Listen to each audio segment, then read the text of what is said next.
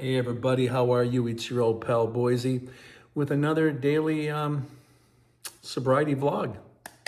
Welcome, how are you? Today is May 4th. And of course, we all know that May the 4th be with you. And it makes it sound like you're a Jedi with a lisp. May the 4th be with you. And also with you. You're a Catholic Jedi. I know. Oh my God, he's doing a religious joke again already. Yeah, so soon. Anyways, today is Monday, May 4th. Drum roll. I have been sober for 14,279 days. 39 years, 1 month, 4 days, 469 months, and 4 days. Wow. Kind of wild when I think about it sometimes. Update that. But thank you for supporting us. Thank you for coming along. Thank you for hanging out with us. Thank you for remaining sober and doing your best to move forward into the light, leaving that stuff behind you. Of course, you don't forget it. You have to deal with it. And it takes a while to process it through treatment, through counseling. Sometimes you're dealing with psychiatrists and psychologists and other people that help with reassembling your thought process. Not your brain so much, although your brain has been damaged with the coke or with the heroin or with the booze, everything. Everything burns it up. So it's good that you're moving forward. I appreciate it. Your family will appreciate it. Your children will appreciate it. Your wife, your husband, anyone who lives with you and loves you will also appreciate it. It's well worth it. That's your bonus. That's what you need. That's what should inspire you to move to a higher level, to a higher way of consciousness and thinking, and leave some of the trivial BS that you allow yourself to trip over, or some of us that leave one sketchy foot in the drug world just in case we want to run back. When we make sure that we set up the patterns where we know that you don't believe me and you don't trust me, I'm going back to where I was, because you've already had it set up for months and you're going to go ahead and make that move and you're going to go ahead and do it. Cheers. I'm exposing you to that. I'm exposing you to yourself and the own game you're playing. Some of us do it subconsciously.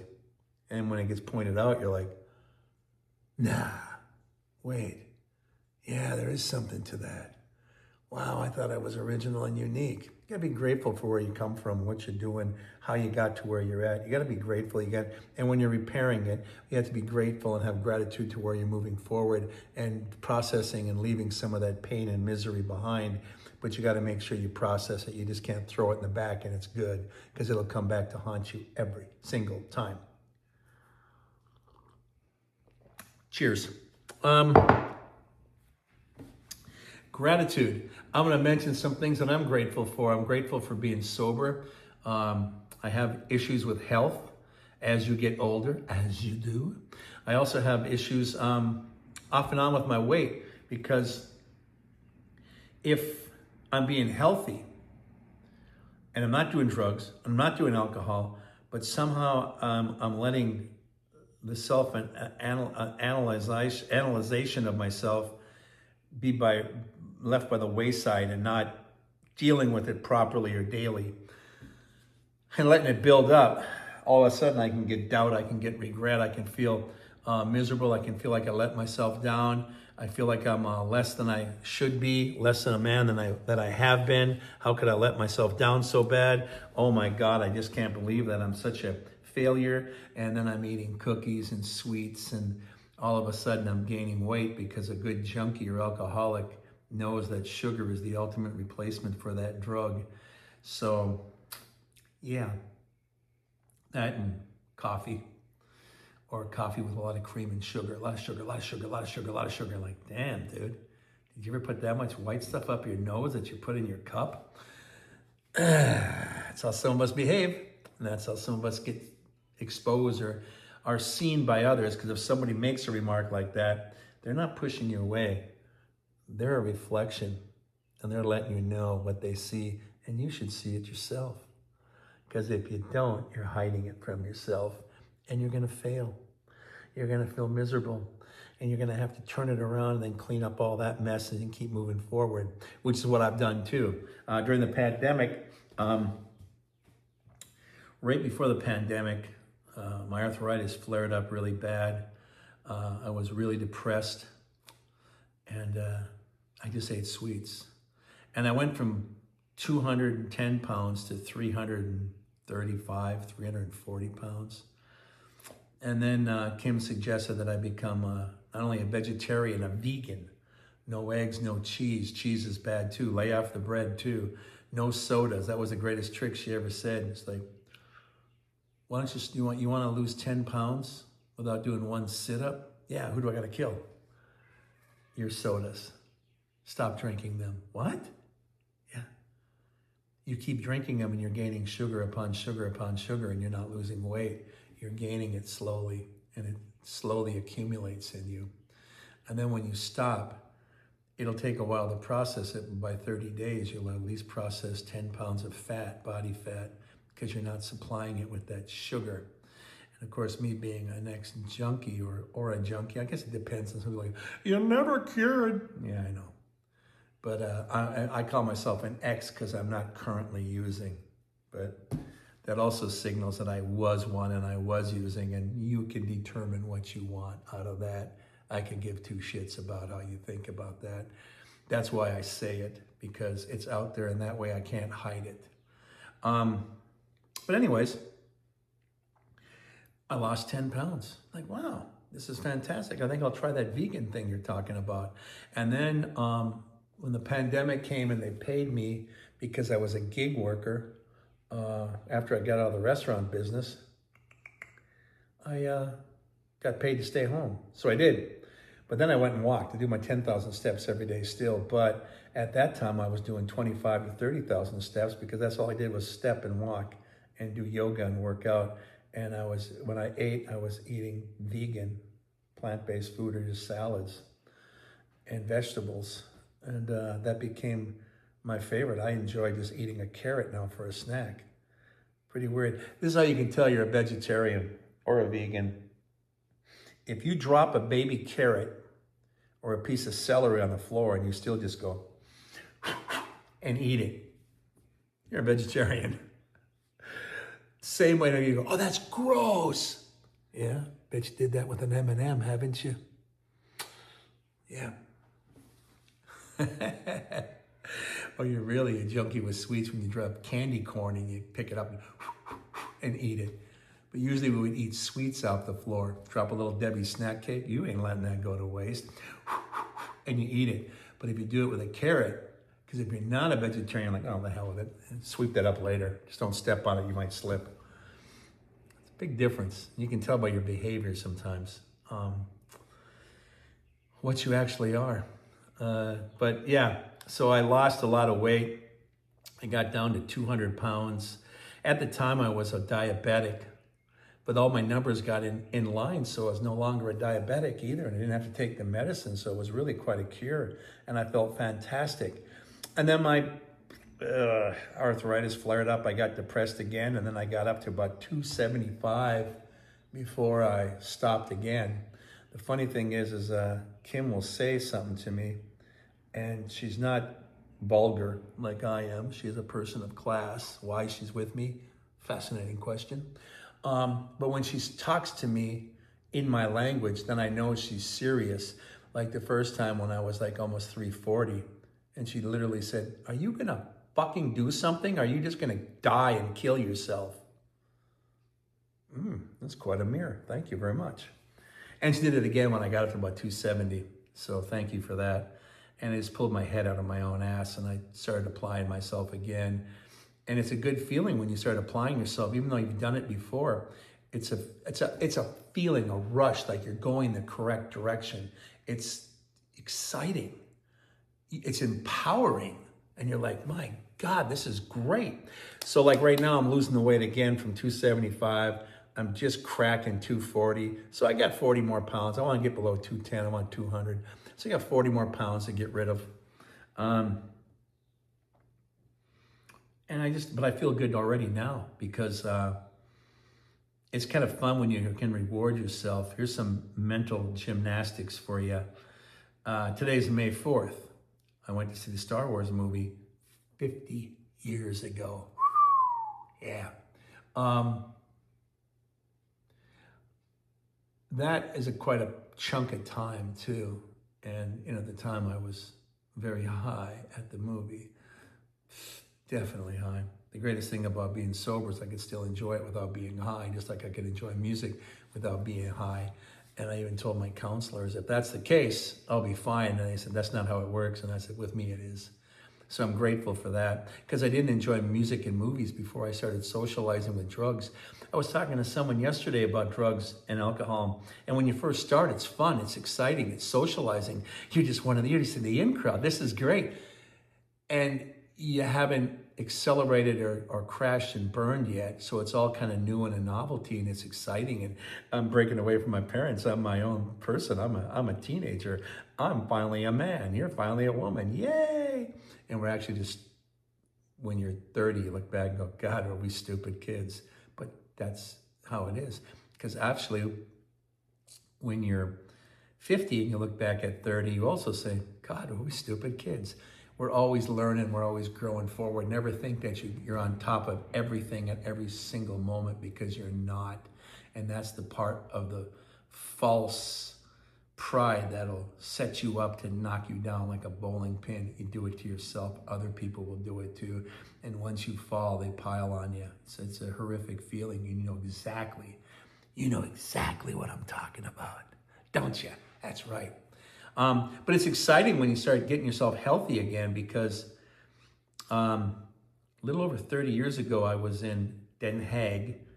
I've opened up and flipped over 55 Applebee restaurants across the country.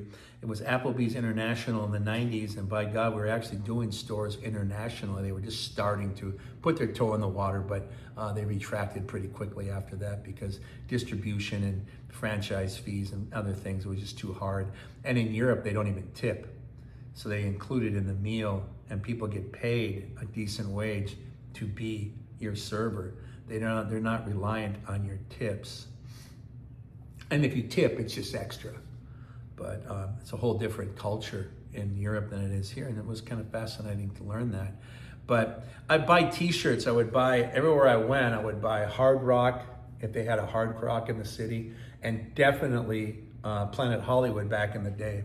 And of course, Den Haag is just south of Amsterdam, so that was the city that you'd go to, and there it is, Amsterdam. And I was just wearing this and thinking about that, how grateful I am. I'm also grateful to be able to wear a t-shirt that I bought, and I thought, oh man, this is kind of tight. I usually like baggy t-shirts. That was 30 years ago. When I was 35, I want baggy t-shirts. I don't want tight stuff. And now, I'm losing the weight. I still got, like I say, 40 pounds ago, but all of a sudden, I can wear this thing again. Like, what? So it's kind of empowering and kind of fun. And it's kind of a pat on your back, attaboy, you're doing good, keep moving forward. We all do little things like that for ourselves. It might even just be a haircut, which I'm not gonna get.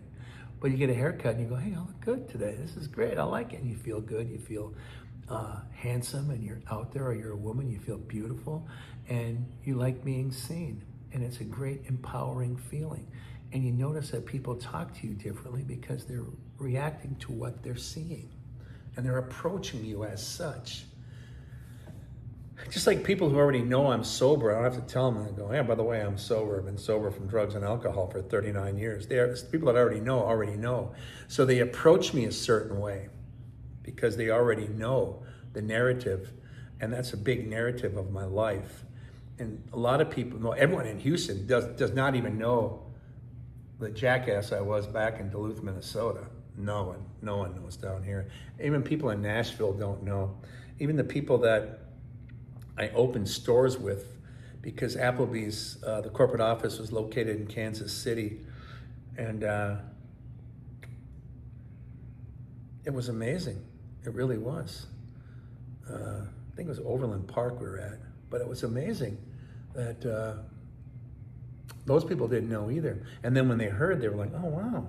Well, that's why you're so outgoing. That's why you're almost giddy drunk when you're presenting yourself. You're a comic. You're funny. You're outgoing, but you don't even need the drugs anymore. You just do it naturally." And it's like, yeah, I've learned to not rely on those chemicals anymore, which is great. And I was able to make a living doing that because then I would stand out in the crowd.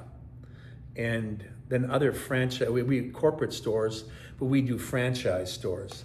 Now a franchise could be owned by a single person, a family, or it could be a group, an LLC, where there's 4 or 5 people that own it. But they would be there while we're opening it. And they would see the way I would behave and interact with people. And they're like, this guy makes it fun. A bit like Robin Williams. I get like in Dead Poets Society. I'd actually stand up on tables and talk to people and be like, what? And I get their attention. And once I got their attention, they followed me around for the 2 weeks or the 2 months that I was there, like I was a mama duck and they were my little ducklings and they all did what I needed them to do. And I trained them in a fun way. But the people who own those companies were like, this guy get money down to the bottom line. Before he leaves, someone give him our card. So I had like a choice of, 8 or 10 different franchise, LA, Seattle, in Florida, Tampa Bay, New York, Philly, Jersey, and Nashville. And because Kim, well, she's a jazz musician now, but she was Miss Minnesota Country Music, and she was a singer-songwriter, did country music, and she did demos down there and recorded down in Nashville. That's why she wanted to go to Nashville. It's like, well, let's go. I can get a job there easily when I get off the road. These folks gave me a card. And it was funny because the 2 area directors had split. One, Tom stayed with Applebee's, and the other guy, I forget his name because I didn't go work for them, but I remember him. He went to go work at Logan's Roadhouse. So I had a choice between the 2. But instead of going to Logan's, I thought, well, I just keep with my Applebee's because I already know the recipes by heart. Why learn all that other stuff? So I stayed with that so I could keep my strength and I could even develop more and become more of a character. Because at this point, I'm inspiring people that are actually working for me and I can promote them and I can train them. But I'm also benefiting from training the people so that we can even just save on the light bill and all of a sudden bring more money to the bottom line so that I could always be one of the top stores in the Nashville market.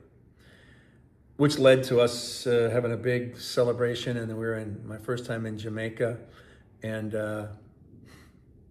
I won a few awards there too, so it was kind of fun.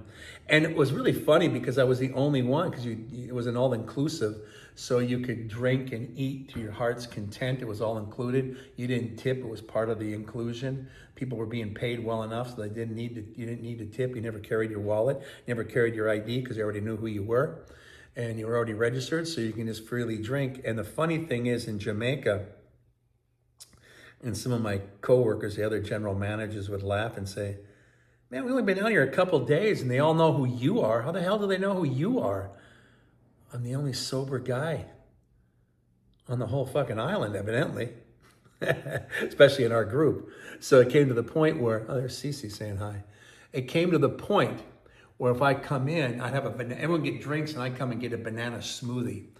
And the bartender's like, yeah, man, here come the banana smoothie, man. How you doing, man? Everything I read? Yeah, man. I get you your smoothie, man. Because I was the only one that wasn't drinking alcohol. And then I wasn't the only one that wasn't smoking the herb of the island. As a matter of fact, they had it roped off so that people that weren't at Sandals Beach Resort couldn't get on the dock. They had it roped off.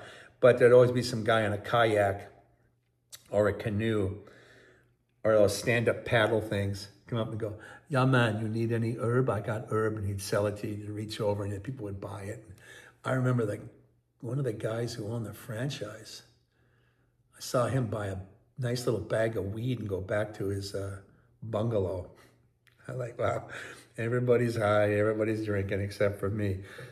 But I love the reggae music, I love the experience, and I love the people I met. and it was enchanting. I'd like to go back again. Same story I'll tell you sometime. The first time and many times I've been on Bourbon Street, and I am literally the only sober sumbitch on that street, I'll tell you that. But it's an experience and it's fun.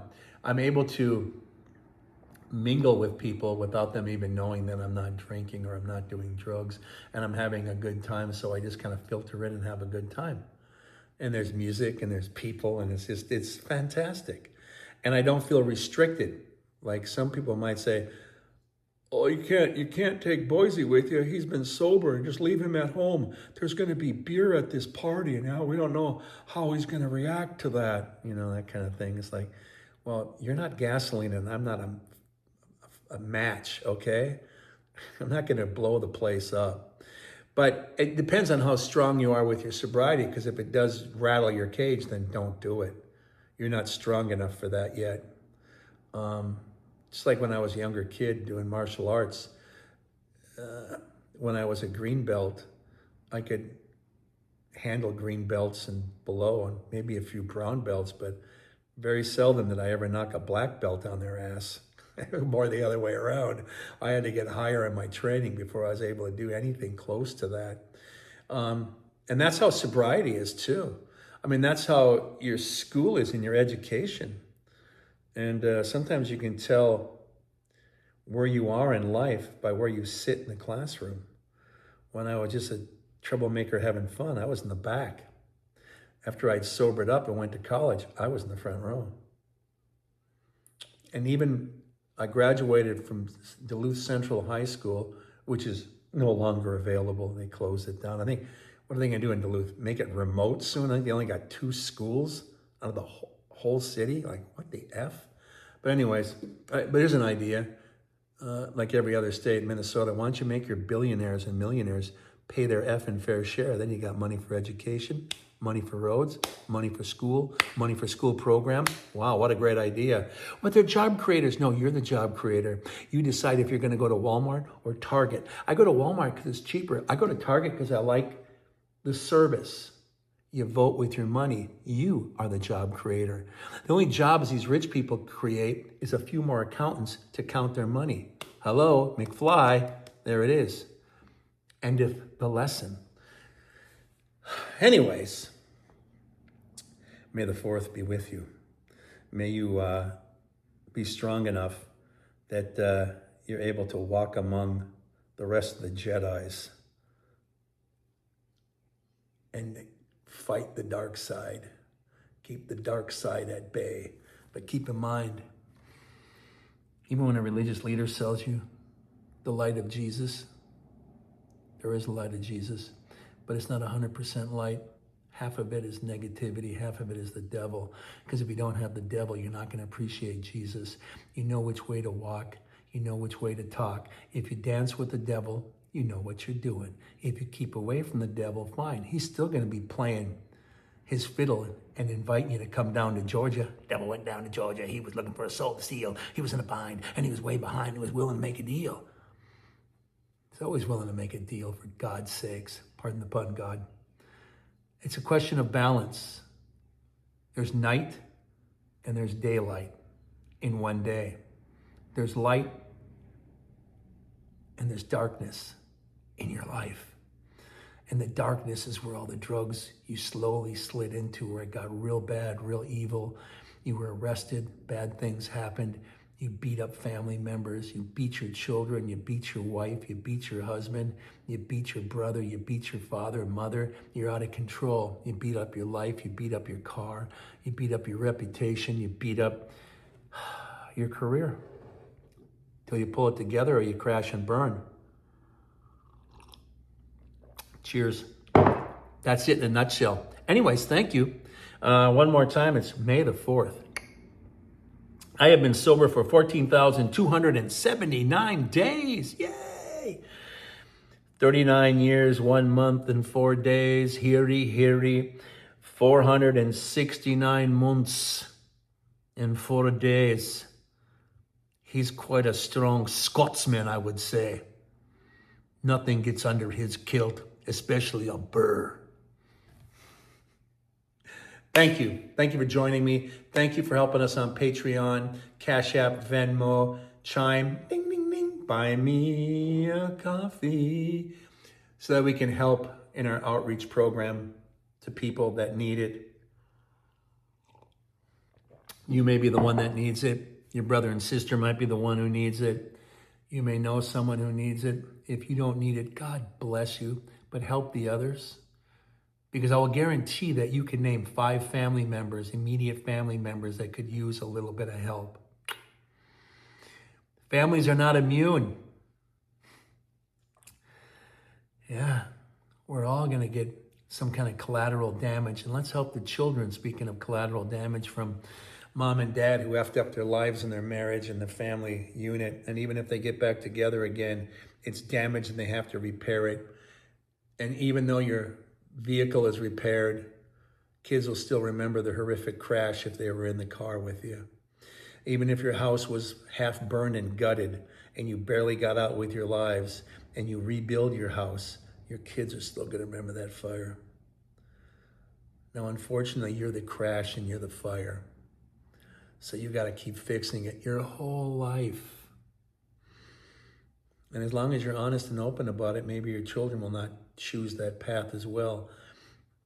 But if you're not, and you're one of those family members that continue the story, well, we don't say we love each other, we just know it. You're just making that hole in their soul that much bigger, and pretty soon they'll start self-medicating as well. And they'll realize it's fun and get away, and F you, mom and dad, I'm an individual, I'm a freewheeling teenager, and pretty soon it gets really bad. And then you end up in jail, get arrested 3 times, and you're at your lowest point.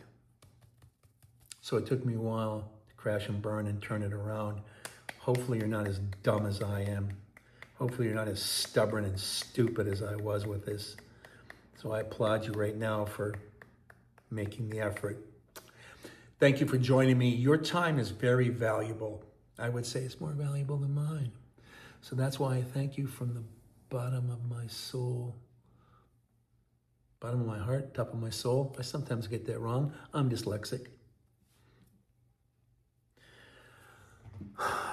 So I even get my own catchphrases backwards. That's the beauty of just being a regular dude. But thank you. I do appreciate it. And I want to say I love you. And I encourage you to keep doing what you're doing. Thank you very much for joining me. Love you. Bye-bye. Oh, look, it's Amsterdam. Isn't that funny? Amsterdam, where they're known for drugs, and here I am celebrating Amsterdam. See? You can mingle. I'll see you on Bourbon Street. Love you. Bye.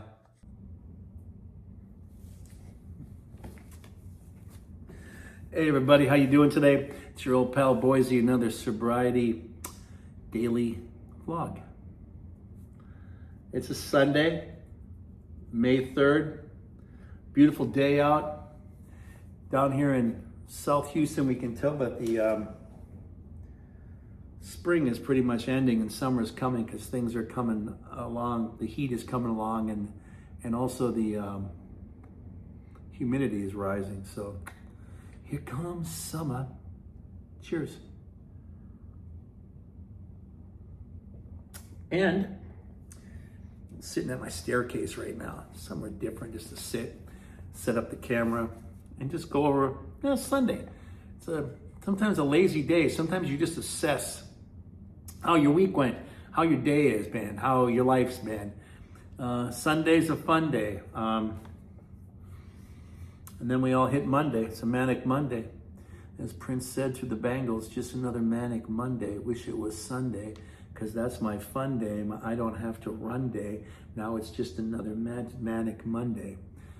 So Sunday is always kind of considered a nice church day, a relaxed day. Your religion might be football or sports. And it's like, there you go, so might be backyard barbecuing and things like that. Get the family together. Because even those of us who have that hole in our soul and don't talk to our family about it, Dad's going to go back and barbecue, and Dad's going to take special care, because Dad's going to show he loves you. He doesn't say it, but he's going to show it. See, that's where you just almost there. You can enhance your barbecue by sharing that kind of stuff with your kids. Even your wife. That's the reason why you have the kids, right?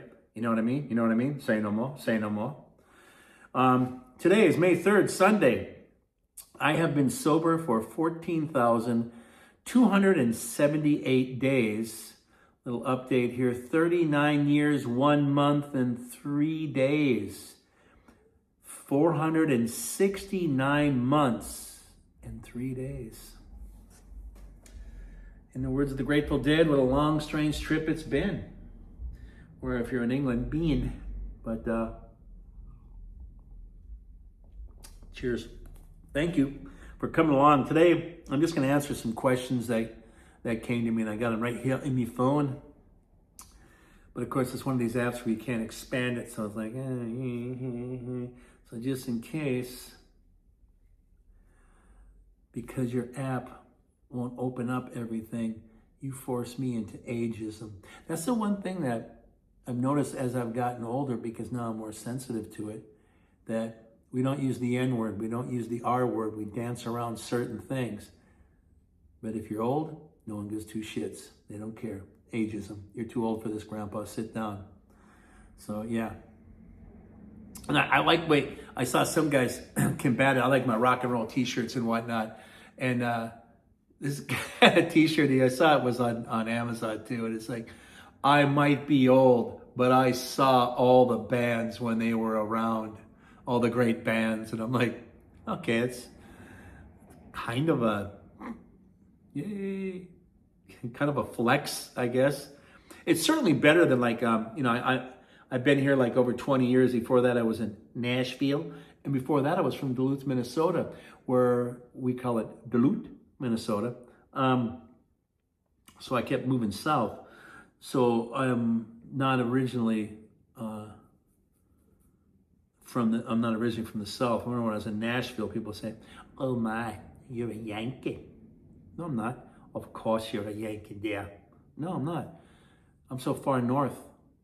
I'm 220 miles from the Canadian border. They think I'm a Southerner. See, it's all a matter of perspective. And I remember the Beatles came from Liverpool, but they moved down to London. Why?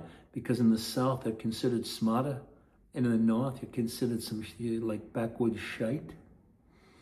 So they left their hometown and moved down because it was better to be in the South, my love. So, it's all a matter of perspective, I guess. But anyways, now I am here, and I laugh too. I see these bumper stickers, and it's like, what a bunch of brown-nosed ass kissers. It makes me laugh. I'm glad to be in Texas. I love Texas, except for the taxes and the roads. And even notice taxes rhymes with Texas? Yeah, you did it on purpose, didn't you? But the roads are terrible. But everything else is great. Great communities, great, and then it has its ups and downs with personal people, but that's everywhere, right? Racism and bigotry and crap like that. They're enemies of us all. But I saw this bumper sticker. It's like, I may not have been born in Texas, but I got here as quick as I could. The fuck are you talking about, dum-dum? Where are you from? Are you from Boston, Mass? Good luck, blending in with everybody down here. Whatever.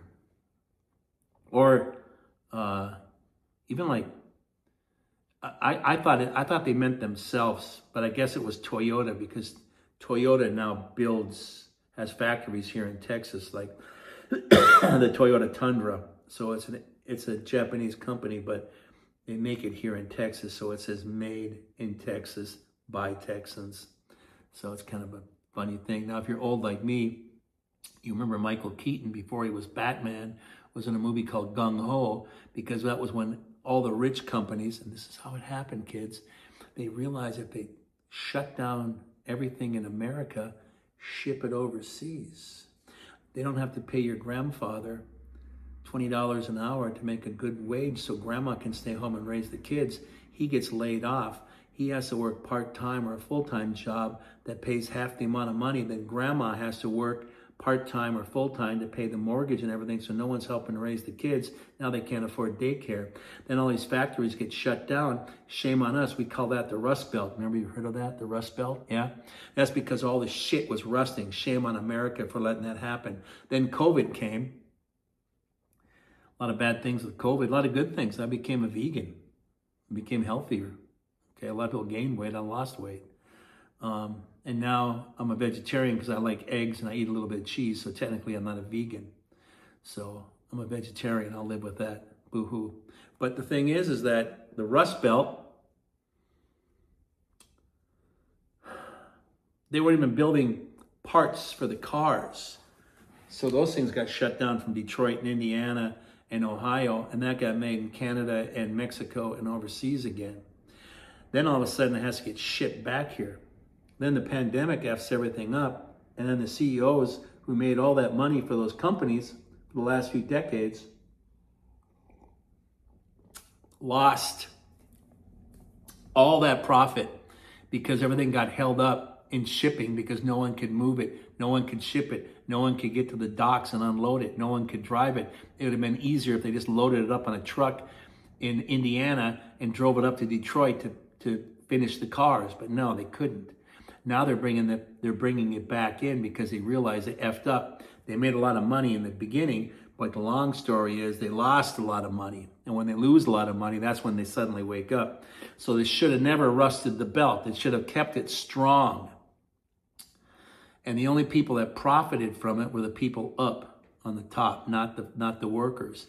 Then when those people on the top started losing money, and their companies and their executives started losing their jobs, then they pulled their head out of their ass and went, you know, really, this is a circle of life. All these dominoes hit each other. We should get back into the game. Yeah, get out of your ivory tower, get on the street, and do it right. Everything hits another domino. Every domino hits another domino, whether you ignore it or not. The force of nature and Mother Nature does not care how effing stupid you are. It's going to go on without you. It's like a bus. It doesn't matter if you didn't set the alarm. It doesn't matter if you didn't get quite ready. It doesn't matter if you had the wrong socks and you had to put them on and you ran out there. And so what if you're 5 minutes late? Why the hell didn't they wait for you? The bus is gone, man. That's how life is. The bus ain't going to back up for your lame ass. Get on there, get on time, get it together. That same thing goes for CEOs and people that are trying to make it in America. People that are trying to be sober. And speaking of which, let's see what kind of questions you have. Oh, how do you handle triggers or cravings? Learning about coping mechanisms is helpful to others in similar situations. And it is. I've been sober so long that it's actually like in the words of Duran Duran, it's a reflex. It just comes natural at this point. It's a bad example. It's as natural as farting and then saying, excuse me, but not leaving your chair. Hey, excuse me. It's just normal and natural at this point. But there are triggers that I get. And the triggers would be something where I suddenly feel less than. I feel like I'm being marginalized. Then I can feel that non-acceptance and definitely fear of rejection that everybody has, whether they admit it or not. Suddenly opens up a little bit. You can feel that. You can feel that cold energy coming through, that negative energy hitting you in your soul, and you react. And then you have to deal with it or let it rip you open and go do some coke. Okay? Or go get a bottle. Right? Today's Sunday, I can't get a bottle, but thank God I got some blow in the bathroom. And I'm not so worried about triggering because there's alcohol in this house. There's a liquor cabinet and there's beer. And my wife is a jazz musician, so guess what? She makes some special brownies sometimes for the band. But when she puts them in the kitchen and she makes them, they're wrapped in 2 different plates with cellophane in the kitchen. One says the Wizards, like Harry Potter, and the other one's the Muggle. That's me, the non-wizard, because I no longer fly my little broomstick with them anymore. But I remember what it was like to play Quidditch. and I could still be a good coach. And at a certain age, you stop playing and you become a coach. It's natural. But so there's always triggers. Like I remember when I got out of treatment, and they were saying that watch for triggers, and I said, this is how old I am, because it's in the 80s. We had a videotape store where you could rent, like our corner version of Blockbuster out in Gary, New Duluth. So it was they rent out videos, and it was a liquor store. So I'd still rent out videos, but I'd walk right past the liquor. But I tell people, well, the Temptation's right there. It's right across the alley. If I'm not going to see my probation officer in a week, and providing she doesn't call me in early, I could get totally shit-faced and watch a movie. I could put on a concert, get one of those concert videos. I could watch like Huey Lewis in the News live, and I could sit there and have some drinks like I'm at the concert and crank it up. Rock on! It's hit the B square. Yeah. Sorry, another flashback. But I didn't. But it's always there. Temptation's always there. It's just, how do you react to temptation is how big of a hole you're exposing yourself to and how you're reacting to it. I would joke around when I was at work. I had this one girl said, she wanted to work an extra shift, and I said, no. Well, rent is due, and I go, honey, the first always comes at the beginning of the month. But I remember last month, after you paid your rent, you called out 3 times because you had your rent paid, so you went and partied and had fun. Fine, whatever you do. Now you want to make up for it because you didn't save your money. I'm not part of your scheme of paying the rent. You should already know this. You know why I keep you around, right? Because I'm the prettiest girl in the server here? No, I stopped sucking in my gut at 36 around beautiful women. Shut the F up. Use that crap on a younger guy. I keep you around for free tech support, okay? Jesus H. But I mean, there's your temptation too. It could easily be like, yeah, well, sure, we'll take care of you. I'm glad to help you. Maybe you'll do a few closing shifts with me. It's always there. It's always around. It's how you react to your temptation. So the stronger you are with the hole in your soul and how honest you are, the less there is of temptation. The temptation becomes stronger when you are weaker. It's a teeter-totter effect. The stronger you are, the weaker the temptation is. The weaker you are, the stronger the temptation is. It's a question of balance. You'll hear me talk about that a lot. Hole in your soul, tear in your soul, and a question of balance. Great album by the Moody Blues, by the way. If you haven't purchased it, buy it. Buy it on Amazon. Buy it wherever you can. Go see Justin Hayward live. He's the only last Moody around.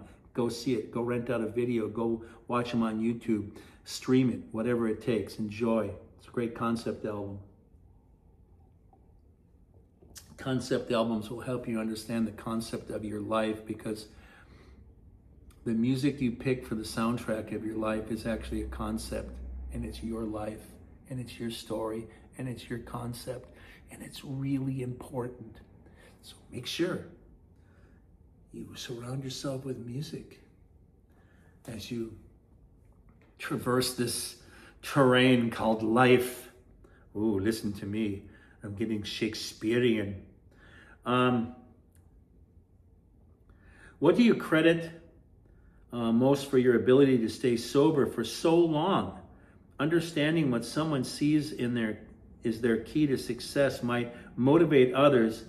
Such a journey is not just about challenges, it's also about personal growth, resilience, and a whole lot of wisdom to share. Pretty cool, actually. Like I get some friends that are weightlifters. When my arthritis got bad, like I said, I'm old, so I could no longer run, and they replaced my knees. I used to run 6 miles a day, man. I was an athlete. I ran marathons. It was the greatest feeling ever after 8-9 years of just killing myself with drugs. And they took my knees away. So, like my doctor says, you can bike, you can walk, you can swim, but you can't run. And you can do your yoga still. That's being very flexible. It's very handy, which I still do. But don't do hard weights, do light weights, because your joints, because of your arthritis, is now getting into your elbows, your hands, your shoulders, your upper neck. It's not in your hips. It's not just your feet anymore and your knees. Like, yeah, it's all over. Rust never sleeps. Neil Young had that right back in 1977. Into the blue, out of the blue and into the black. Meaning darkness. So when we are living our lives, I think it's important to have music in your life. I think it's important to reflect. Music to me is the time portal in which I remember things. I remember being off the top of my head, in the 8th grade, Washington Junior High School had one of the, I forget what it's called now even, but it was a lock-in. You were there overnight. You're all locked in. They had a DJ playing music all the way until 6 in the morning. You were locked in. You couldn't get out. That would keep you safe.